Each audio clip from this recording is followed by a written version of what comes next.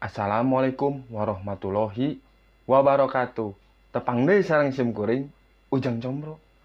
Mung kapala wargi hapuntennya simkuring atos lami teu maparkeun deui caritan dongeng ti saprak malam takbiran duka aya samingguna setacan bade lebaran nya gitu.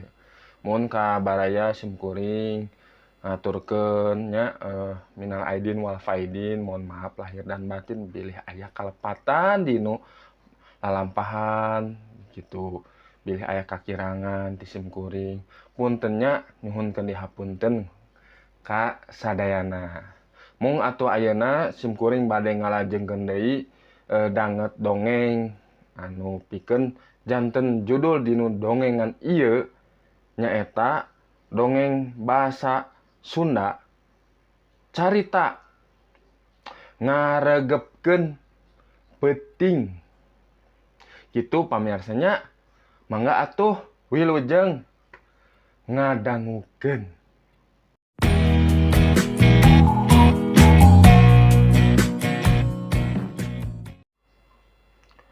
Dongeng bahasa Sunda carita ngaregepkeun peuting.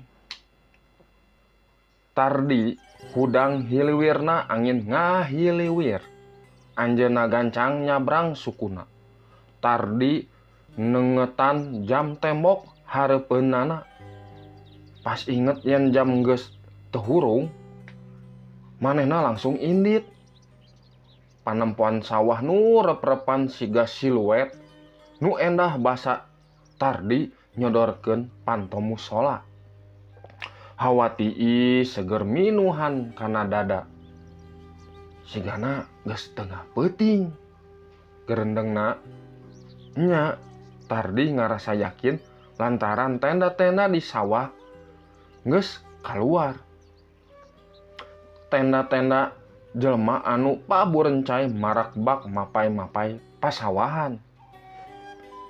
Aya hiji atawa dua tenda anu hurung lantaran aya lampu di jerona. Tapi lolobana waktu eta ukur siluet anu nunjukkeun yen eta teh tenda. Tadi memeh tengah peuting masih keneh loba jalma sabudeureun tenda. Jalma-jalma mawa beas teu eureun-eureun ti isuk nepi ka peuting. Tardi sok rame ningalina. Sumuhun. Sabab jalma anu ngudag dunya, anu ngumpulkeun pati saloba mungkin, poho kana akhirat. Saban azan disebut Tardi atawa Abah Sudira. Sok teu aya nu eureun-eureun gawe jeung indit ka masjid. Tadi beurang sanggeus Tardi azan asar, Abah Sudira eueuh nu katembong. Tardi kungsi nanya, naha Abah Sudira nu ngarampog ieu masjid? Akhirna sarua jeung nulian, amwing kadunyaan. Kadunyaan? Karunya Abah, pikir Tardi. Ibadah kudu eleh kadunya nu ngan samentara. Kumaha cahaya Muhammad nyaangan hate nalika ibadahna dilalaworakeun. Kawas iroh. Nya iroh teh pamajikan Tardi. Lamun salat iroh sok buru-buru. Geus 3 poe Tardi ibadah di musola sisi sawah. Hartina musola di tepi pasawahan wates walungan. Cek Abah Sudira, musola teh baheulana didamel ku Haji Sobana. Tujuanana pikeun para patani anu ngagarap sawah pikeun mandi jeung salat. Sabot aya keneh Haji Sobana salat lohor jeung asar di eta masjid. Patani nuturkeun manehna. Saparantos Haji Sobana pupus, para pangsadayana mimiti ngadoa. Tungtung namah ngan Abah Sudira anu masih rajin ka masjid. Punten, upami bade ibadah di dieu ulah menta idin pisan. Musola teh bait Allah. Sasa bisa ibadah. Cek Abah Sudira basa tardi menta idin sapeting. Insya Allah di dieu mah asa sepi, tenang jeung istimewa. Tardi sorangan geus karasa tiiseun peuting. Tapi ieu hate can karasa pinuh. Teu acan tiasa medit. Pasti kusabab pikiran nu kadang kumalayang ka Iroh. Nya teu salah. Pamajikan jeung anak teh jadi gogoda keur nu nyuprih ilmu dunya akhirat. Eta oge sigana anu nyegah cahaya Muhammad turun. Pikeun nyaangan dirina. Ngan satitik cahaya nu tumiba kana ati, saalam dunya bakal caang. Iroh, anjeun nu teu ngarti kana urusan akhirat, anjeun nu geus nyokot akhirat. Nya waktu tardi bakti sholat tahajud jam 3 subuh, Iroh malah nyiksikan wortel, engkol, cau, ngulub adonan bala-bala, goreng cau jeung gehu. Sabanana mah teu jadi masalah lamun teu ngaganggu. Tapi cenah, Akang geus tahajud, tong lila-lila teuing. Bantu abdi ngadamel gorengan. Engke urang ngadamel gorengan sabada sholat subuh. Cek tardi keheul. Naon engke pas subuh kudu dijual gigireun warung serabi. Ieu gorengna mangga dibalikeun. Masih seueur kanggo nyiksikan. Saurna tong ngudag kadunyaan. Moal dipaehan, urusan akhirat teh penting. Urang kedah ningkatkeun ibadah, ngadoakeun ka asih Gusti supados cahaya Muhammad nyaangan hate urang. Nah anjeun terang naon Nur Muhammad. Bosen nar nur. Tapi gawe jempet teu ngahasilkeun. Ibadah oge gratis nalika nyiksa batur. Bos, bodoh. Anjeunna ngan paduli ngeunaan dunya. Mung kawajiban abdi ngingetkeun sareng ngajak. Terserah anjeun bade nurut atanapi henteu. Nalika unggal manusia dilahirkeun dibarengan ku cahaya Muhammad. Maut oge kedah dibarengan ku cahaya Muhammad. Masalah dunya alit pisan. Nalika urang awak jeung hate urang geus kalawan cahaya Muhammad, naon kahayang urang bakal kaeusi. Hayang nanon moal hese. Sing sasa anu geus kena ku cahaya Muhammad moal riweuh kana urusan dunya. Kawas anjeun. Akang bodoh, si Itok ceurik meh unggal poe. Era cenah guruna sok ditagih. Iraha mayarna biaya tes 250.000 rupiah. Bayar naon deui? SD negeri gratis. Bulan kamari anjeun mayar.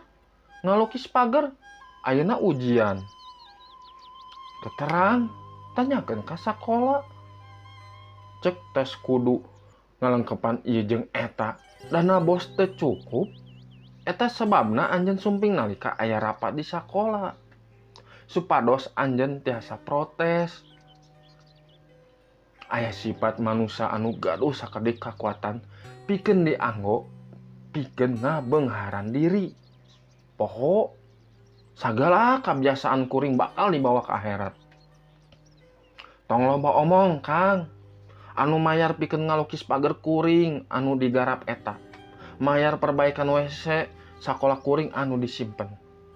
Ayeuna pikeun mayar tes kuring anu ngajual ieu dijual eta. Lancek mah ukur protes bari jempe. Ayeuna damel Kang, gawe. Ieu anjeun Iroh ngan ngobrol. Ieu lancek keur ngerjakeun urusan dunya akhirat. Nur Muhammad keur ngudag. Upami anjeun kengingkeun cahaya, sanaos ngan ukur sarelek, anjeun bakal kabawa. Dasar paribasa. Nalika eta kajadian Iroh bakal jempe. Dina sholat subuh Iroh buru-buru pas salam gura giru bebersih. Tuluy nyokot ka gorengan ka sisi jalan. Diu gigireun emak nong nuker nyieun kue serabi. Teu tamat didinya tuluy ngurilingan ka imah-imah balik deui ka kira-kira jam 8 isuk-isuk. Waktu harita tardi keur tatahar sholat sunat duha. Cepat sholat Kang. Tulungan kuring nyokot kangkung di sawah Mang Samin. Alusna nurutan panen kangkung. Menang babagian maro cek Iroh.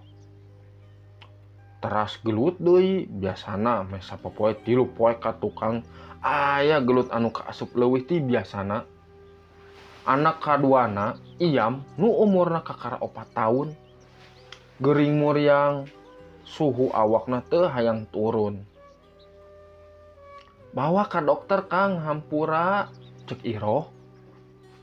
Ngompres heula teu hayang mayar cek Tardi. Salaina mah ngaos tinggal sababaraha ribu karunya mun teu tamat. Dikompres 2 poe ka tukang. Baraya zikir teh bisa kunaon we. Bari ngadedel dina hate ngawihkeun la ilaha illallah. Bari nyiksikan zikir subhanallah. Bari nyiksikan wortel ngawih hasbunallah wa ni'mal wakil. Bari ngagoreng nikmal maula wa ni'man nasir. Bajingan pamajikan kurang ajar. Kakak kurang ajar. Saban poe cicing wae. Ningali pamajikanana ngagebruskeun tulang-tulang non wae. Sanajan ngan saya masih alus lamun teu dahar jeung nginum. Hati-hati ngomongna Iroh. Dosa gede boga kasalaki kitu. Kakang dosa anak gering cicing wae. Cicing abdi nuju ngalaksanakeun syariat nalika cahaya Muhammad turun. Anjeunna oge bakal kabawa. Bosen sanggeus tarung harita tardi kaluar ti imah. Lempangna teu boga tujuan ngan mawa beas sababaraha sakepeul. Akhirna nepi ka musola di pinggir sawah. Tardi husu ngahuleung najan ka selang sababaraha kali kusare.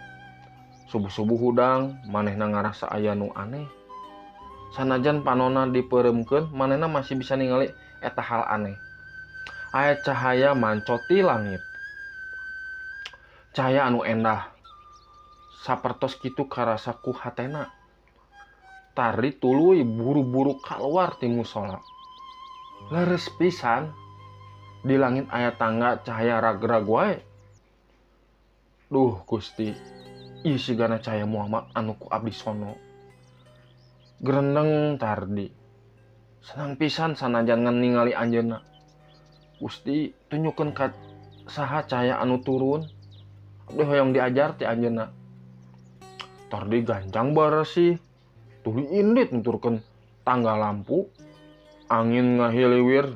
Nenggel kulit karasa seger. Tetelang geus waktuna tatangkalan ngalepaskeun oksigen. Sanggeus lempang sare. Tapi teu karasa capek lantaran hatena hayang gara-gara nempo mana muragna eta cahaya. Tardi hameng ningali hiji imah nu sakitu caangna. Ka eta imah cahaya langit murag. Lajeng anjeunna reuwas. Sabab Tardi inget yen imah teh imahna. Cahaya ti langit siga nu ta eta tapakna lantaran kaserep ku lampu listrik nu dipasang di ditu ka dieu. Kang Sobri jang Maman Panano tatangga Tardi can beres masangkeun lampu di pakarangan. Tardi ngadeukeutan aranjeunna. Kang Sobri jang Maman Panano nu ayeuna mah jongjon ningali Tardi. Aya naon lanceuk? Cek Tardi. Di luanana gugup pae ngajawab Tardi sorangan tuluy nyodorkeun panto imah. Di tengah imah aya sosok budak leutik ngagoler. Awakna sakojor ditutupan lawan samping.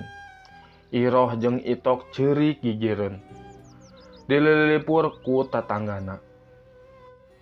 Tah kitunya pamiasa dongeng ti Simkuring Ujang Combro anu ngeunaan dongeng bahasa Sunda carita ngaregepkeun peuting. Ieu teh salaresna mah carita ngeunaan ibadah gitu. Perkara ibadah mungnya salaresna mah dinu caritanya teh nya urang-urang selaku umat Islamnya saya Simkuringnya masih diajar masih can luhur ilmu Islamna mungnya dinu aturan mah nya ningali kasaharian kahirupan ieu dinu caritan tokoh dongeng ku abdi tiasa dipetik upami tiasa mah nu namina ibadah mah lain bentuknya punten gitu abi salah lepatan atau cariosan sanes ku salat-salatna atau naku jikir-jikirna eta nu keur migawe oge di bumi nya nu si pamajikanana teh kanggo icalan di luar di payunan bumi eta teh termasuk nya elemen sapalihna ti ibadah oge komo mung sae disarengan ku jikir dinu hatena ngabi sok ngadangu sih perkara-perkara nu kararieu di luar-luar mah tapi nu simpelna mah hal-hal perkara ibadah mah nya teu ngaberatkeun sebenarnya mah dinu perkara Islam mah nya ibadah mah ibadah cuman mung dunya jeung akhirat teh kedah saimbang aya ieu mah ngejar akhirat tapi hilap di perkara keluargina tah aya geuning budakna nuju sakarat teu kaurus eta ge tetep sanes non perihal anu engkena mah jadi kaduh non dosa oge gitu selaku orang tua tidak mengurus anak dengan baik da Allah oge benci bener teh ayeuna ngungudag ibadah tapi keluarga oge diantepkeun kudu saimbang atuh akhirat jeung dunia saimbang gitu eta mah nya menurut Simkuring gitu duga menurut palawargi mah mangga weh di cutat na komen tesawios Simkuring misalkan dikritik mangga bade dipasihan nasihat mangga telangkung mun kitu nu tiasa Simkuring petik dinu caritan dongeng ieu hatur nuhun ka palawargi atos ngadukung nge-sharekeun ieu video dongeng mugi sarehat sadayana dilalancarkeun rezekina apunten tos 2 minggu Simkuring teu ngadongeng mung ayeuna tiasana teh hatur nuhunnya mangga tuh dilajengkeun deui dinu danget dongeng-dongeng anu sanesna insyaallah langkung deui seru gitu pamiasa manggo punten mangga Simkuring bade pamit lah amit mungkur amit mundur minal aidin wal faidin mohon maaf lahir dan batin. Assalamualaikum warahmatullahi wabarakatuh.